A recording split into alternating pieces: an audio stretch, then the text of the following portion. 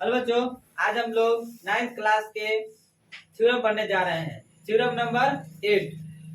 यह theorem number 8 क्या कहता है इसके बारे में जानेंगे।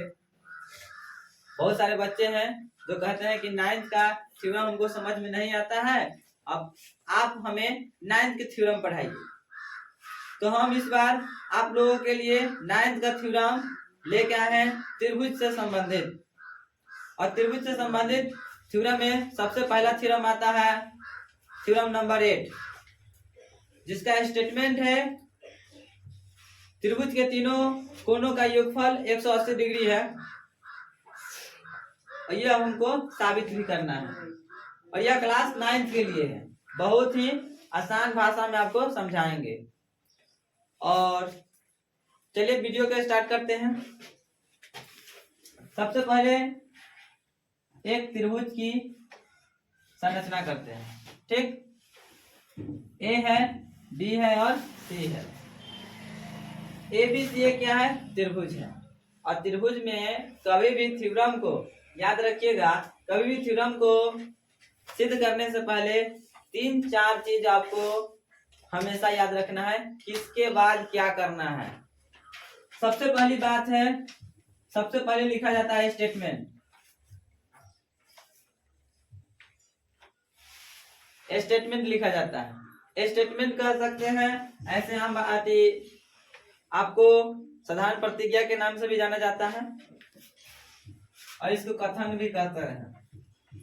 क्या कहते हैं? स्टेटमेंट को कथन कहते हैं। दूसरा नंबर आपको लिखना होता है विशेष प्रतिज्ञा।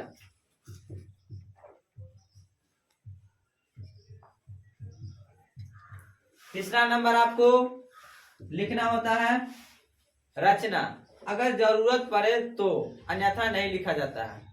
अगर जरूरत पड़े, मान लेते हैं जिस किसी थ्योरम को सिद्ध करना है, उसमें रचना की कोई आवश्यकता ही नहीं तो रचना नहीं करेंगे। और जब आपको सिद्ध करने, उसके बाद हमको सिद्ध करना होता है। ठीक है, क्या लिखेंगे? रचना। अगर जरूरत पड़े तब रचना करना है। ठीक है, उसके बाद चौथा नंबर आपको, उसके बाद लिखा जाता है हमें साबित करना है कि, हमें साबित करना है कि, देखिए किताब में आपको क्वेश्चन देता है सिद्ध कीजिए। सिद्ध लिख के आपको छोड़ना नहीं है, क्योंकि आप लिख रहे हैं, किताबी भाषा यहाँ पे नहीं लिखा जाएगा। किताबी भाषा लिखिएगा, किसी को समझ में नहीं आएगा और उसको लगेगा क्या आप किताब से छाप दिए। इसलिए अपनी भाषा में लिखने के हर समय कोशिश कीजिएगा। चलिए पांचवा नंबर में लिखते हैं हम लोग प्रमाण। और इस स्टेप से कोई भी थ्योरम को सिद्ध किया जाता है। समझ में आ गया होगा? आगे की ओर बढ़ते हैं। इसको मिटा देते हैं।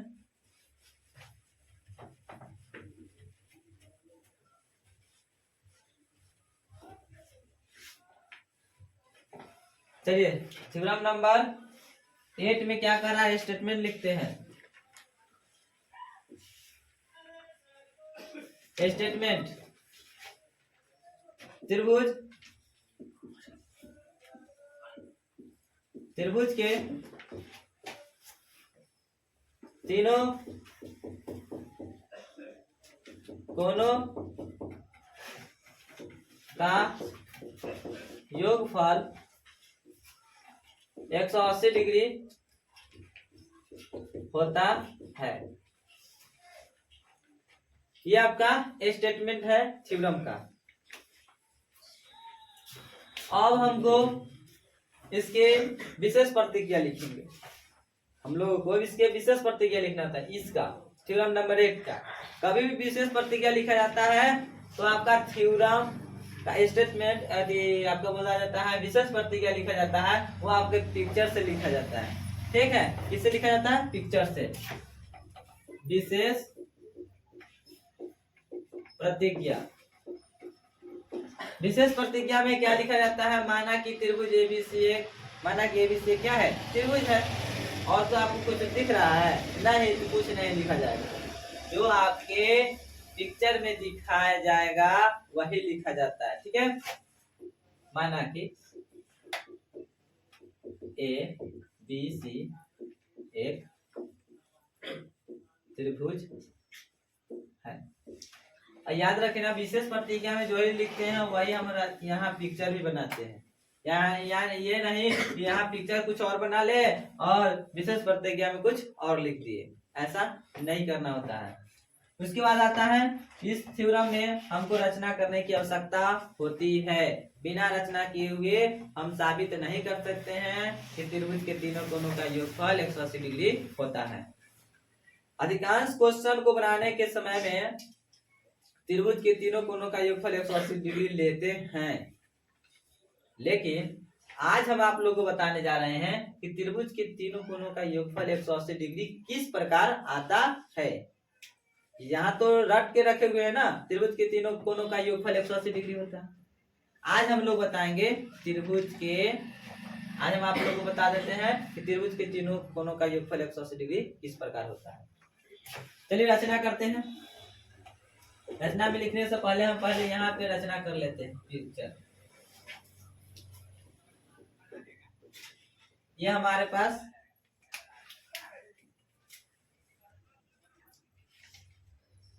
डी है और हमारे पास ई है।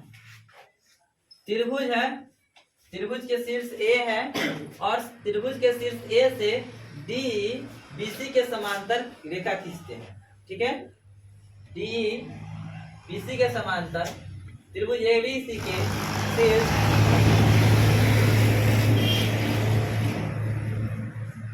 हम सभी मतलब आप लोग को बता देते हैं कि त्रिभुज के शीर्ष ए से ए पर त्रिभुज के शीर्ष ए पर बीसी के समांतर डी एक रेखा खींचते हैं।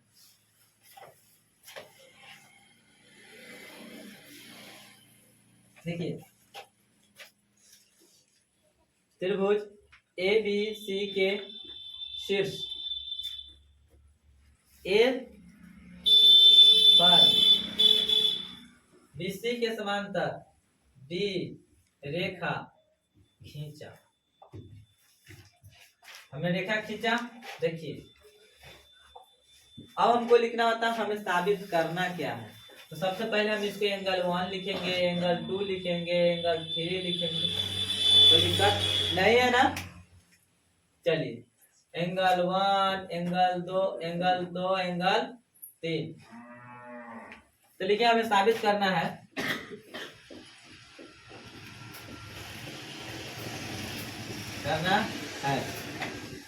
Angle 1 plus angle 2 plus angle 3 equal कितना 180 डिग्री। 180 डिग्री हमको साबित करना है। प्रमाण में क्या लिखेंगे?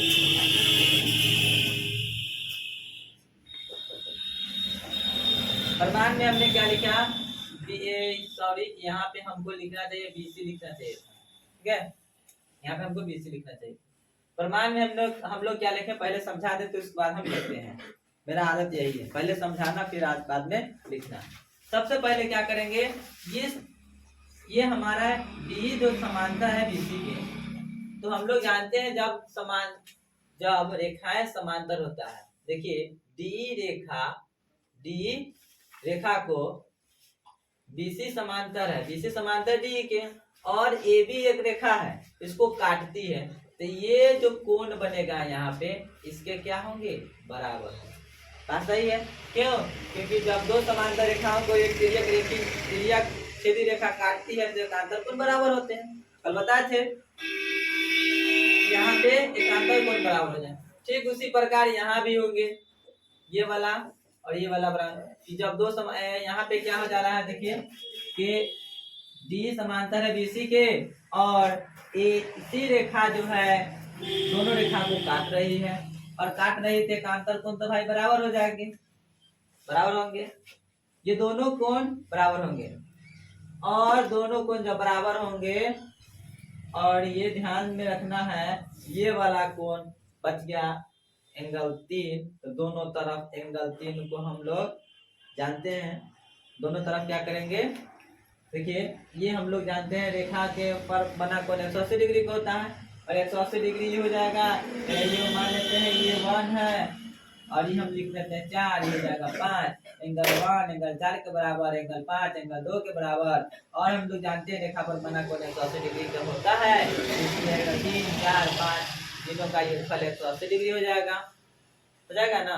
चलिए आगे की ओर बढ़ते हैं, बताते हैं कैसे बनता है। लिखेंगे चूंकि BC समांतर है DE के और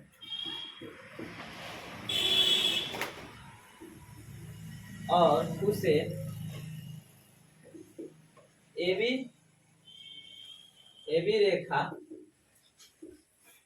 काटती है, बात सही है, काट रही है AB रेखा, इसलिए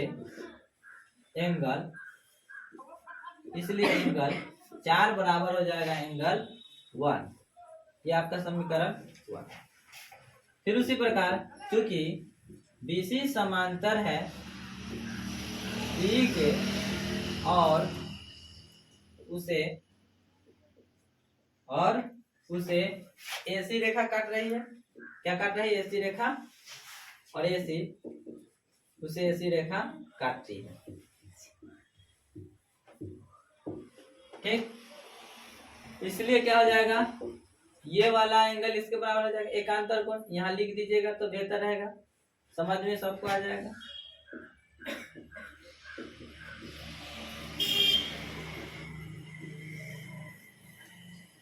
समीकरण, इसलिए एंगल 5 बराबर हो जाएगा एंगल 2।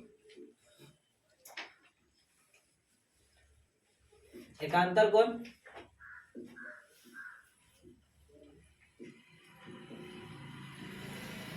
ये समीकरण क्या हो जाएगा 2।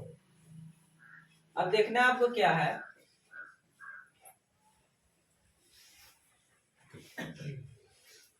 आप लोग ये एंगल 1 और एंगल 2, एंगल 1 और एंगल 2, एंगल 4 और एंगल 5, यहाँ पे समीकरण 1 है, यहाँ पे समीकरण 2 है। समीकरण 1 और समीकरण 2 को संगत भाग को यानी कि दाहिना वाला को जोड़ेंगे, बायां वाला को जोड़ेंगे, यानी कि एंगल 1 और एंगल 2 को जोड़ेंगे, एंगल 4 और एंगल 5 को जोड़ देंगे।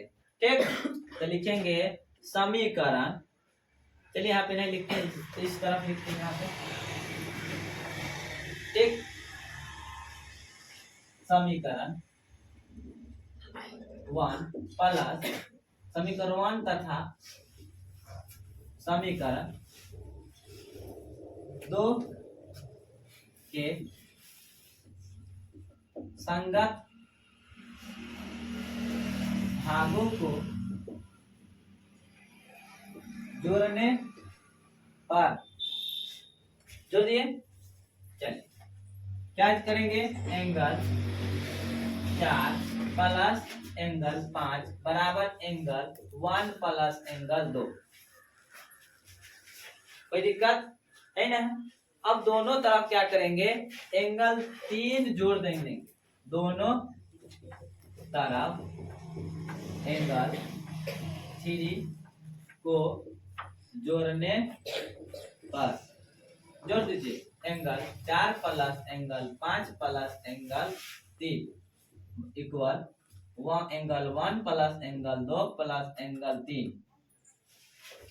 अब आपको ध्यान देना है क्या कि 4 5 3 तीनों क्या है, एक ही रेखा में है। आप लोग जानते हैं अगर एक ही रेखा पर जो भी कोण बनता है वह 180 डिग्री का कोण होता है।